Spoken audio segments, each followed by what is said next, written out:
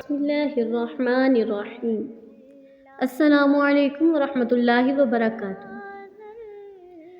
آج سے ہم نے اپنا ایک سلسلہ وار پروگرام شروع کیا ہے جس کا نام ہے جہنم کی مستحق عورتیں۔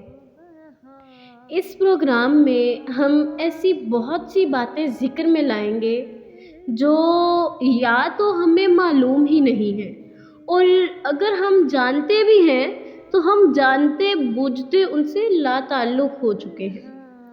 ہمارے عنوانات جو ہم زیر بحث لائیں گے ان میں سر فہرست ہے دوزخ میں زیادہ تر عورتوں کو دیکھا گیا، کیوں؟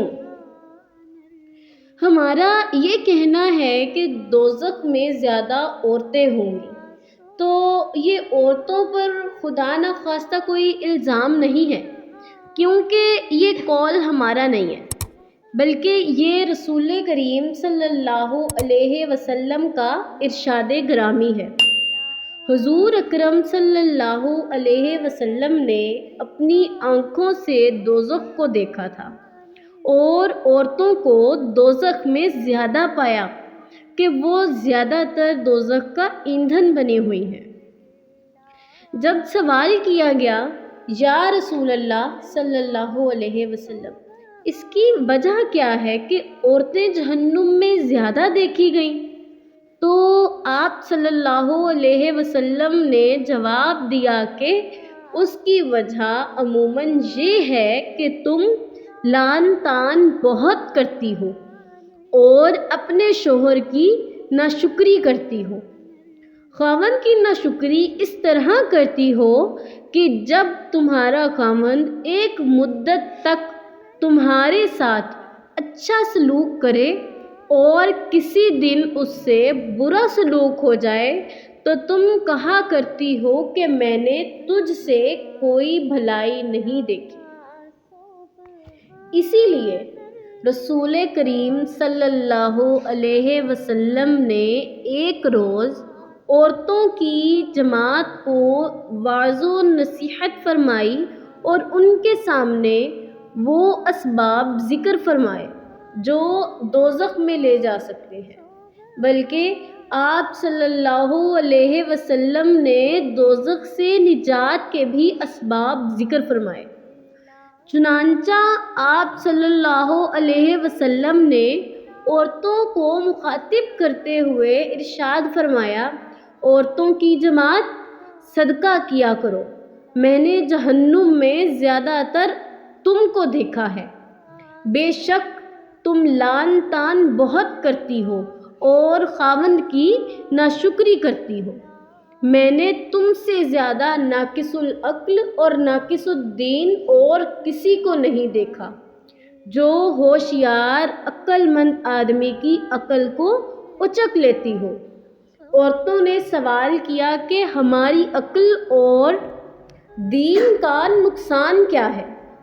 آپ صلی اللہ علیہ وسلم نے ان سے فرمایا، کیا ایک عورت کی گواہی مرد کی نصف گواہی کے برابر نہیں ہے؟ یہ ہے اس عورت کی عقل کا نقصان۔ اور کیا یہ بات نہیں ہے کہ جب عورت کو حیض آتا ہے تو وہ نماز نہیں پڑھتی اور روزہ نہیں رکھتی؟ یہ اس عورت کے دین کا نقصان ہے۔ خاوند کی ناشکری حقیقت میں اس کے احسان کو نہ ماننا ہے، لیکن اس کا صرف واحد یہی سبب نہیں ہے۔ اساسی اور بنیادی سبب جو اس عورت کے لیے سب سے زیادہ خطرناک ہے وہ اس کا لعن طعن کرنا ہے اور ان چیزوں پر راضی اور خوش نہ ہونا جو اس کی زندگی میں اس کے ساتھ پیش آتی ہیں۔ عورتیں عموماً خواہشات، کثرت شکایت اور اندھی غیرت کی طرف مائل ہوتی ہیں، جھوٹی قسمیں کثرت سے کھائیں گی۔ ایسی عورتیں مردوں کے لیے پرفتن اور شریر ہوتی ہیں۔ مرد کے لیے عورت کی اطاعت گزاری اکثر و بیشتر مرد کی خرابی کا ذریعہ بنتی ہے۔ کیونکہ اگر مرد عورت کی اطاعت کرے گا تو وہ حقیقت میں اپنی خواہش کی پیروی کرے گا، حالانکہ یہ عورت اس مرد کے پاس اس کی زوجہ ہونے کی حیثیت سے ہے۔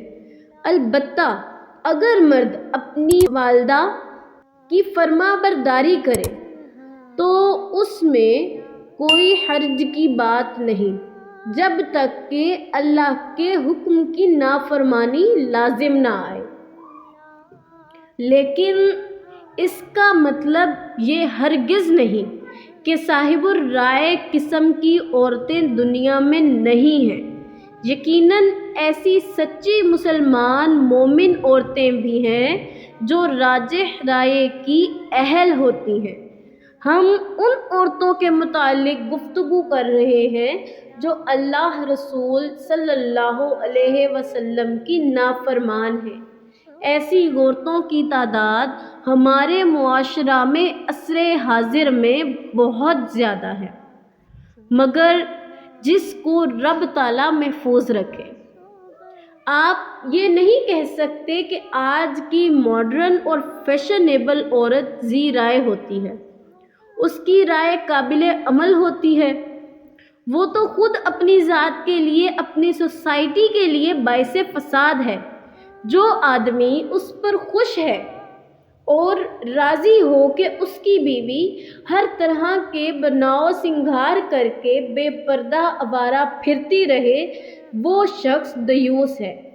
ایسا آدمی عام طور پر اپنی بیوی کا اطاعت گزار ہوتا ہے، در حقیقت اس نے شیطان کی اطاعت کی ہے، اور پھر اس کی بیوی نے بھی اسی شیطان کی اطاعت کی ہے۔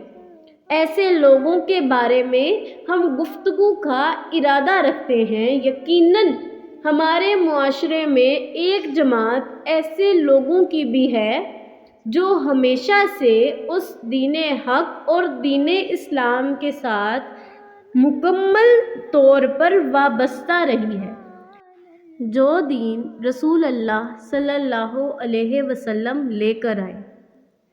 آج کی گفتگو سے یہ بات واضح ہوتی ہے کہ عورتوں کا زیادہ جہنم میں پائے جانے کی وجہ ان کا زیادہ لعن طعن کرنا اور ناشکری کرنا ہے۔